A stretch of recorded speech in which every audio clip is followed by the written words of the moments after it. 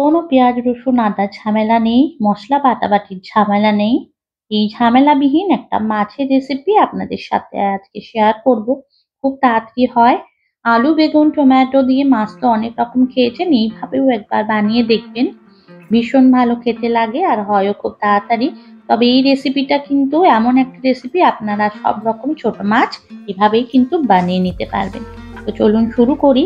তো এখানে ট্যাংরা মাছ ছোট ছোট যেগুলো হয় সেগুলো নিয়েছি আর ভালো করে পরিষ্কার করে ধুয়ে এরকম নুন হলুদ মাখিয়ে রেডি করে নিয়েছি। তো বন্ধুরা, চ্যানেলে নতুন হয়ে থাকলে অবশ্যই চ্যানেলটা সাবস্ক্রাইব করবেন আর লাইক কমেন্ট শেয়ার করে পাশে থাকবেন। বেল আইকনটা কিন্তু প্রেস করতে ভুলবেন না। তো যাই হোক, দেখুন কিরম লম্বা লম্বা করে আলু বেগুন কেটে নিয়েছি। এইভাবে আলু বেগুন রেডি করে নেওয়ার পর আমি অর্ধেকটা টমেটো ঠিক এইভাবে পাতলা পাতলা করে স্লাইস করে কেটে নেব। আর নিয়েছি সর্ষে গুঁড়ো, যেটা আমি নুন আর একটা কাঁচা লঙ্কা পিষে নিয়ে এইটার মধ্যে ভিজিয়ে রেখেছি। তো দেখুন টমেটোটা কেটে নিচ্ছি। ভেজিটেবল আর মশলা রেডি করে নেওয়ার পর এখন তো মাছটা ভাজতে হবে, তাই চলুন আগে মাছটা ভেজে নিই। মাছ ভাজার জন্য কড়াই খুব ভালোভাবে গরম হতে হবে আর তেলটাও যেন খুব ভালো মতন হাই হিটে গরম হয়, তাহলে মাছ কড়াইয়ের গায়ে লেগে যাবে। তো এইভাবে ট্যাংরা মাছগুলো আমি সমস্ত ভেজে নেব। আর ট্যাংরা মাছ ভীষণ ছেটকায়, তাই সাবধানে এটাকে ভাজতে হয়।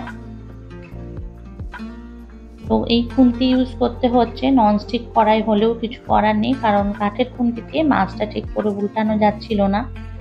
তো আস্তে করে সমস্ত মাছগুলো উল্টে দিচ্ছি আমি।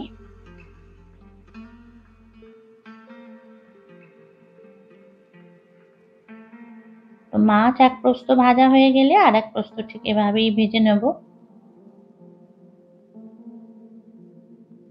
আমরা বাঙালি, আর বাঙালিদের কিন্তু মাছ না হলে খাওয়াটা ঠিক জমেই না, বিশেষ করে দুপুরের খাওয়াটা। আর ছোট ছোট মাছ খেতে আমরা বাঙালিরা কিন্তু ভীষণ ভালোবাসি, তাই না? তো দেখুন মাছ সমস্ত ভাজা কমপ্লিট। এবার তেলে দিয়ে দিলাম কালো জিরে। এই অবস্থায় এখন আপনারা কিন্তু একটা কাঁচা লঙ্কা বা শুকনো লঙ্কা ফোড়নে দিতে পারেন, আমি দিলাম না। আমি সরাসরি আলুটা আগে দিয়ে দিলাম, একটু রং ধরলে দিচ্ছি বেগুনগুলো। এখানে বলে রাখি, বেগুনের গায়ে আমি হালকা নুন মাখিয়ে রেখে দিয়েছিলাম। এরপর বেগুনে একটু রং ধরলে দিয়ে দিলাম যে টমেটোটা কেটে নিয়েছিলাম পাতলা পাতলা করে সেটা। তো খানিকক্ষণ পর দেখুন অনেকটা বেগুন ভাজা হয়ে গেছে, টমেটো নরম হয়ে গেছে। এখন সর্ষেটা যেটা ভিজিয়ে রেখেছিলাম কাঁচা লঙ্কা নুনের সাথে অ্যাড করব। তার আগে দেব একটু তেল, যেহেতু তেলটা একদম টেনে এসছে।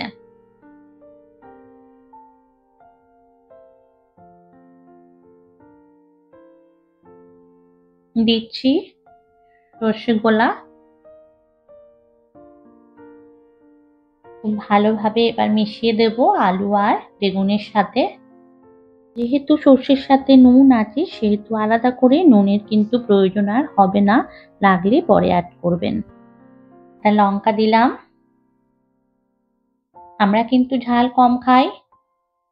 দিলাম একটু হলুদ, আপনারা কিন্তু আপনাদের পরিমাণ বুঝে লঙ্কা ইউজ করবেন। এবার মেশাচ্ছি গরম জল। ফ্লেমটা এবার মিডিয়ামে রেখে মাছগুলো অ্যাড করব, করে ঢাকা দিয়ে দেবো। আলু গলতে বেশি টাইম নেবে না, আর বেগুন তো খুব তাড়াতাড়ি গলে যায়, তাই মাছটা রান্না হতেও বেশি সময় কিন্তু লাগবে না।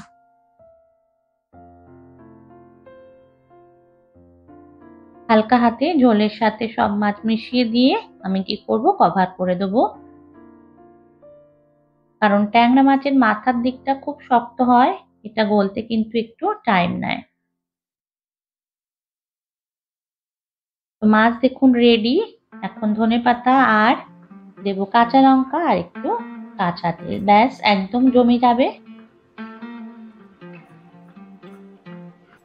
বন্ধুরা, অবশ্যই ট্যাংরা মাছ এভাবে একবার ট্রাই করবেন।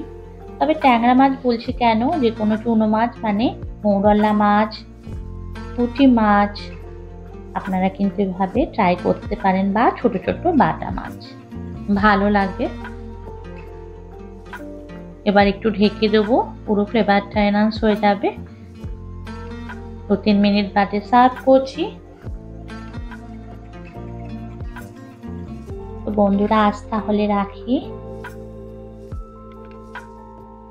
দেখা হবে নতুন কোনো ভিডিওতে। ততক্ষণ ভালো থাকবেন, সুস্থ থাকবেন। আর একটা ভালো কথা, আপনাদের সাহায্য ছাড়া কিন্তু আমি একদমই সামনের দিকে এগিয়ে যেতে পারবো না। Please support me.